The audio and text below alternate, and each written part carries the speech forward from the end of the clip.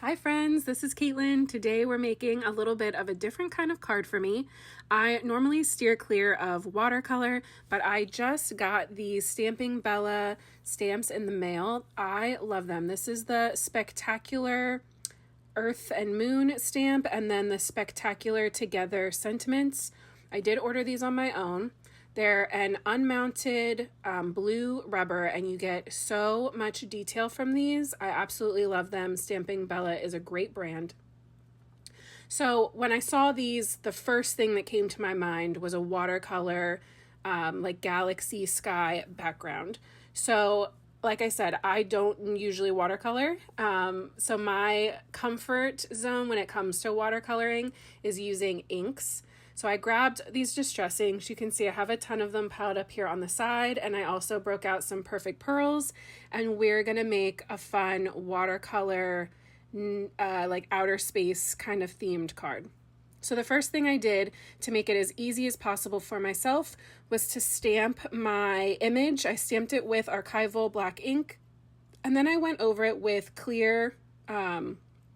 with embossing ink, and then some clear embossing powder, which I melted. And what that's going to do is create a barrier between each section of my stamped image and make a little well so that when I'm adding my color in, they stay kind of contained to whatever that space is. They won't bleed out into other sections, and I don't have to wait for one section to dry before I can add color to something that's next to it. So I started out with the moon. I'm dropping in clean, clear water first, and then I went in with some Lost Shadow, and I also added in antique linen. That drop is from a refill bottle that I have.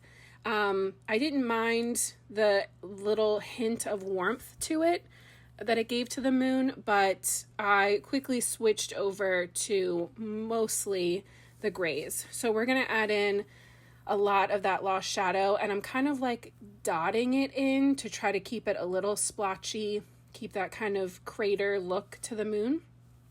And I'm also going to press down a little bit of black soot onto my glass top, and I'm going to pick that up with a little bit of water to add to those drawn in craters, and then start shading kind of the outside of the moon a little extra, kind of behind the arms, and also tapping in some of that color over the top, again, to create more of that crater effect. For the earth, I decided to start with the water, and just like before, I'm filling in the space with clean, clear water first, then I'll start picking up color. I believe this was speckled egg. It's really pale. It's hard to see even on the glass top, but for all of these, I'm just pressing my ink pad down onto the glass top, and then that way I can pick up the ink with my brush from there. I used this one tiny little brush for most of my watercolor. I'm going to see if I have it here next to me. I do. It is a round 3. I don't know exactly what that means, but that's what it says. So if you're a watercolor person and you know what that means, I hope that helps. So sorry, I'm picking it up with that tiny brush and dotting it on just because it gave me so much control. I'm sure that there are, bigger brushes that would have made this go a little bit faster. And when I get to the sky, I will come in with like a flat, larger brush because I need to do big, huge swaths of color, but I figured I would rather it take me a couple extra minutes and have a lot more control over my placement going in with this teeny tiny little brush. I brought in a drop of Uncharted Mariner, and I had also brought in some Mermaid Lagoon, and I'm keeping that darkest blue just on the outer edges, kind of to the left and right. I think I bring in a little hint of it on the top, but I really wanted to emphasize and kind of create that rounded shape where the center of the world is a little bit lighter. And through her glasses, I'm going to keep lighter for all of the colors I'm applying. There you go. So adding in a little bit more of that Uncharted Mariner, just to all of the outer edges. And then I'll go back in with a little bit of water and run it over the edge so I don't have a harsh line. For the ground part of the earth, the green part of the earth, I grabbed Rustic Wilderness, Mowed Lawn, and Twisted Citron. And just like I did with the water, I'm going to start with my lightest color and work my way darker. So kind of just literally filling everything in with that Twisted Citron to start. I'll pick a side for each kind of continent space to add a little second layer of the Twisted Citron, just to start giving it some variation and to help those darker colors kind of blend. And then with whatever's left on the brush, that's what I'm putting on the space that you see through her glasses. So that will stay very light the whole way through. I went in with that next darkest shade and just started kind of tapping it down. I wanted to work in sections so that my paper wouldn't dry out too much, because I'm not using a ton of water, just enough to soak into the paper so that my colors will kind of move and shift. But there's definitely not like a puddle of water anywhere on my paper. So I did want to work kind of quickly or in smaller sections to get things moving before that water could dry. The Rustic Wilderness I tried to be really minimal with. I could see, okay, let me put it this way. I'm very glad that I worked with a small brush, because knowing myself and how my too much gene works, it would be really easy for me to overdo all of this with the coloring and adding all of the shades. And like eventually the whole thing would have just been Uncharted Mariner and Rustic Wilderness. It all just would have ended up dark. So I shaded in the Earth's arms and legs green and the Moon's arms and legs with black soot. For my stars, I brought in some squeezed lemonade and some fossilized amber. I just wanted this to be like really cheery and happy. They're so sweet, these little images. So I use that same yellow for the little flower that the Earth is holding. And then for the glasses and the hearts, we're going to make a little pink combo.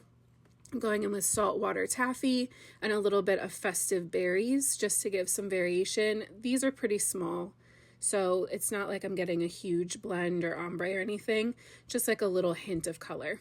And for the glasses especially, I was very glad to have that tiny brush because it is a very narrow space, so something to keep in mind.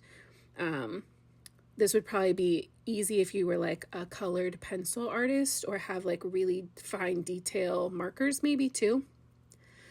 Okay, so now we're on to our sky.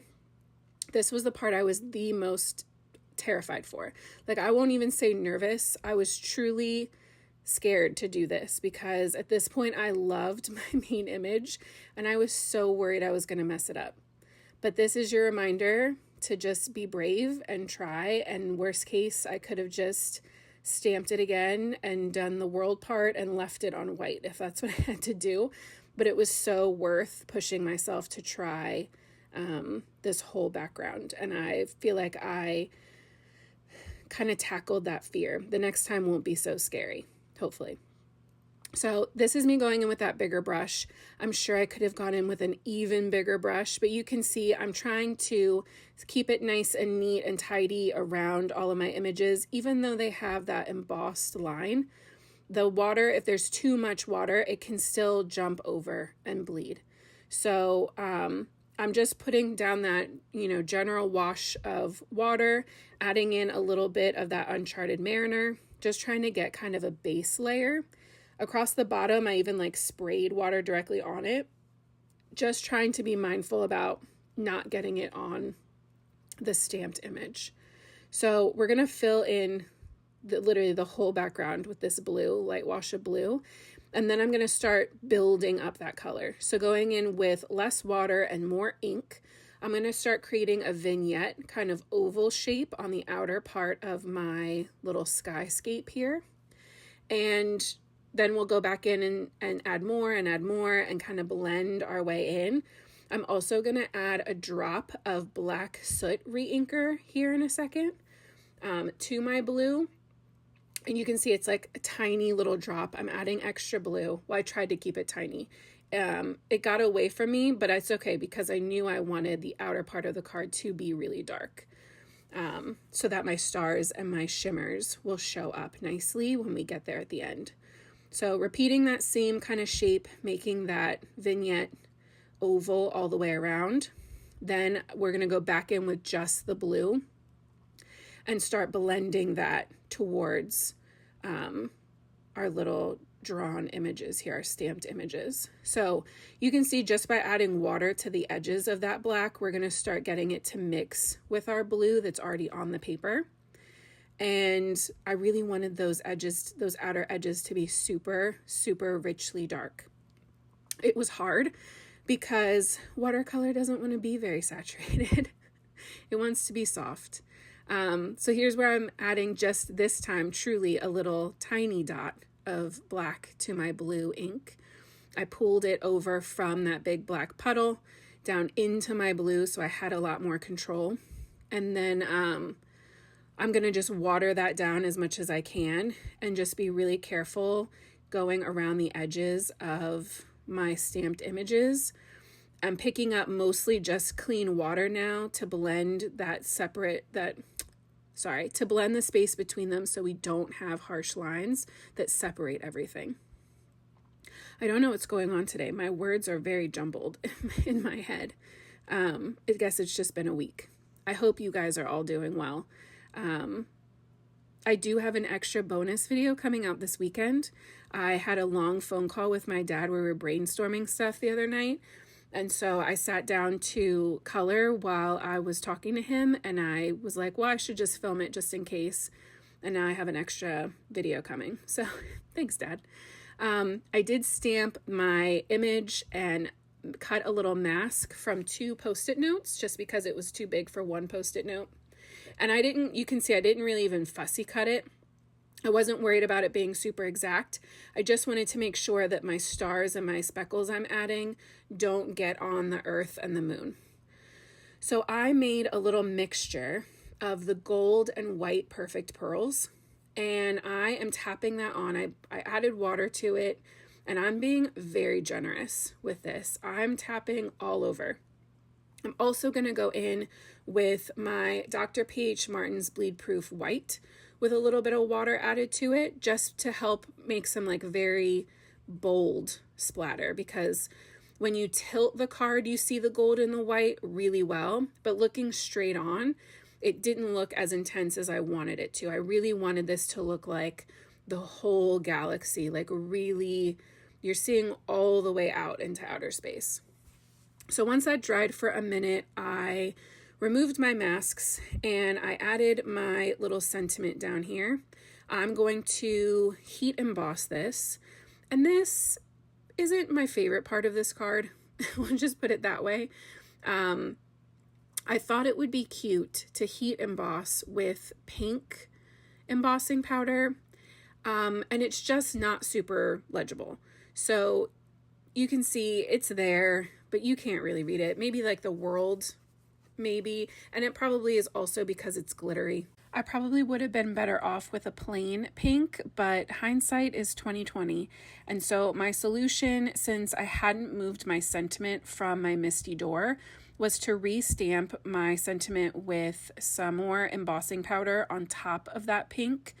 Sorry, with embossing ink on top of the pink embossing powder, and add white to it. So it kind of looks cool because there's like a halo of pink around it.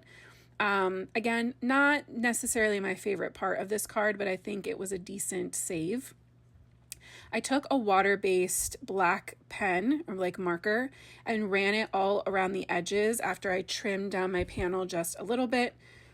You can see over on the right, I have like a frame that I made, but it covered up so much of my scene that I ended up deciding against it. So we're just going to have this little scene with a tiny white mat directly onto our card base. Having that little pop of white along the dark edges, I think, was enough to kind of keep this really happy and light and cheerful, where that black frame kind of weighed everything down. So my last addition were these glow-in-the-dark clay stars. If you've been here before, you might know they're a favorite of mine. But something I've never tried before was coloring them in with alcohol markers, and it actually worked great. So now they match my stars that I painted, and they still glow. So I just added one layer of Olo, like a Olo Y 2.2 maybe. And I love the glow, or the color that they give. So they are still there, but they blend in enough. So good. And you can see they still glow perfectly. I also added some touch of gloss to the glasses, which is a little cloudy. It'll dry completely clear. But I am just so happy with how this card turned out. I hope it inspires you to try something different or push yourself a little bit to try something new. And I hope I'll see you back here soon. Until next time, happy crafting!